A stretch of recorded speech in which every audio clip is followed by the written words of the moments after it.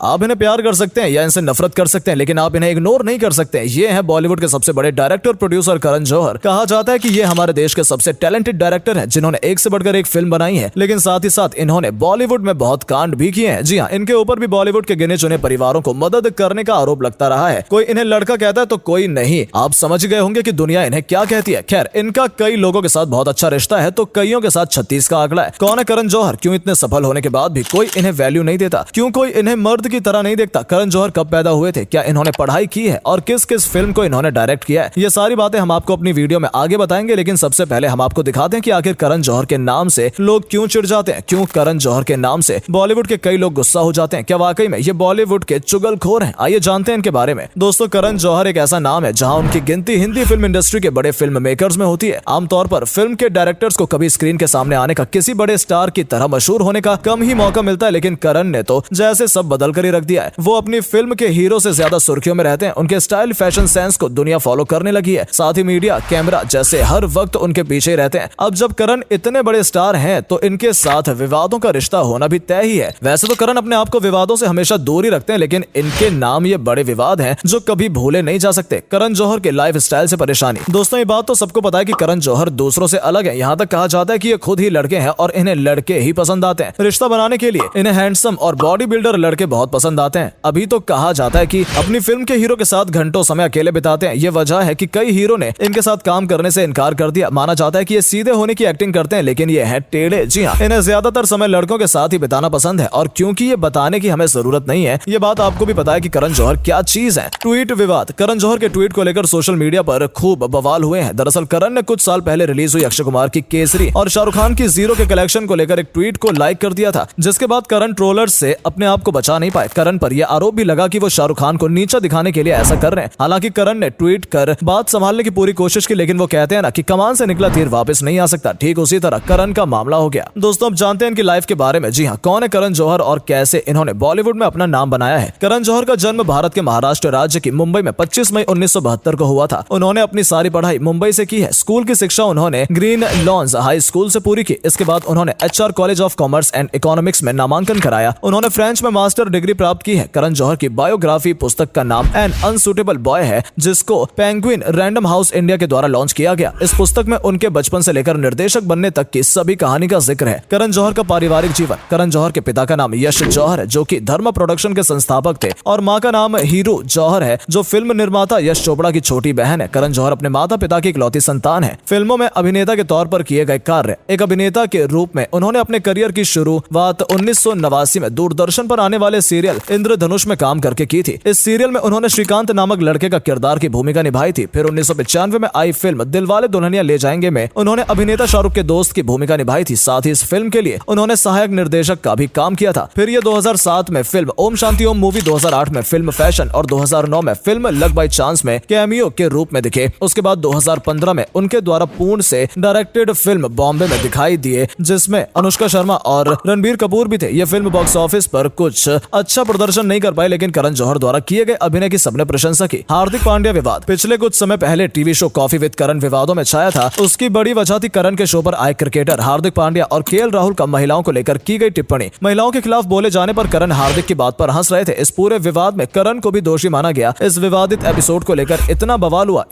हुआ कि पहली बार हॉटस्टार से हार्दिक बवाल एपिसोड हटा दिया गया। नेपोटिज्म। बॉलीवुड में नेपोटिज्म को लेकर शुरू हुआ विवाद अभी तक थमा नहीं है। करण पर लगा अपने जानने वाले लोगों को बॉलीवुड में लाने का इल्जाम लगता रहता है, लेकिन ये विवाद तब और बढ़ गया जब करण के शो में आई कंगना रनौत ने करण के ही शो में उन पर नेपोटिज्म को बढ़ावा देने का आरोप लगा दिया। इसके बाद इस विवाद ने खूब बवाल किया। करण काजोल विवाद। करण और काजोल के फैंस को धक्का तब लगा जब इन दोनों की 25 साल पुरानी दोस्ती टूट गई। दोस्ती टूटने की बात खुद करण ने अपनी बायोग्राफी में की थी। इन दोनों की दोस्ती टूटने की वजह अजय देवगन की फिल्म शिवाय और करण की फिल्म ए दिल मुश्किल थी, जो कि एक ही दिन रिलीज हुई। हालांकि बाद में इन दोनों के बीच सब कुछ ठीक हो गया। पाकिस्तानी एक्टर्स को सपोर्ट करते हैं करण। साल 2016 में हुए उरी हमले के बाद भारत ने पाकिस्तानी कलाकारों का हिंदी फिल्मों में काम करना बैन कर दिया। उस दौरान करण की फिल्म ए दिल मुश्किल रिलीज होने वाली थी, जिसमें पाकिस्तानी एक्टर फवाद खान काम कर रहे थे। बात इतनी बढ़ गई कि करण पर फवाद के सीन्स फिल्म से हटाए जाने की मांग होने लगी, लेकिन करण ने कलाकारों का समर्थन किया था, जिसके चलते करण के खिलाफ खूब नारेबाजी हुई। उनका पुतला फूंका गया। करण जौहर और करीना कपूर। कहा जाता है कि करण जौहर और करीना कपूर मिलकर बॉलीवुड के दूसरे कलाकारों का मजाक उड़ाते हैं। जी हाँ, कई बार ये बात करण जौहर ने भी कही है। ये करीना कपूर उन्हें बॉलीवुड बॉलीवुड की लेटेस्ट गॉसिप्स की जानकारी देती हैं। लेकिन शायद ये किसी ने सोचा होगा कि ये दोनों ही कुछ बड़े एक्टर्स को छोड़कर सबका मजाक उड़ाते हैं। करीना कपूर के पास काम नहीं है, वो सैफ के साथ सेट है, शादी करके करण जौहर का अपना प्रोडक्शन हाउस है। ऐसे में दोनों के पर्याप्त समय है कि लोगों की बुराई करते रहें। ऐसे हमें नहीं बल्कि देश की जनता का मानना है। कॉफी विद करण के शो में भी ये यही काम करते हैं। जब करण जौहर बोले क्यों लोग मुझे छक्का कहते हैं, करण जौहर कैमरे के पीछे से बेहतरीन काम करते हैं। बतौर फिल्म मेकर उनका कद हिंदी फिल्म इंडस्ट्री में बहुत बड़ा है। वो ऐसे मुकाम पर बैठे हैं जहां हर नया डायरेक्टर पहुंचने के सपने देखता है। लेकिन करण जब कैमरे के सामने आते हैं तो उनके हाव भाव को लेकर लोग तरह तरह की बातें करते हैं। ट्विटर पर लोग उन्हें गे और पता नहीं क्या क्या पुकारते हैं। इस दुख की बातें उन्होंने हाल ही में एक बयान में कही। करण जौहर ने एक वेबसाइट पर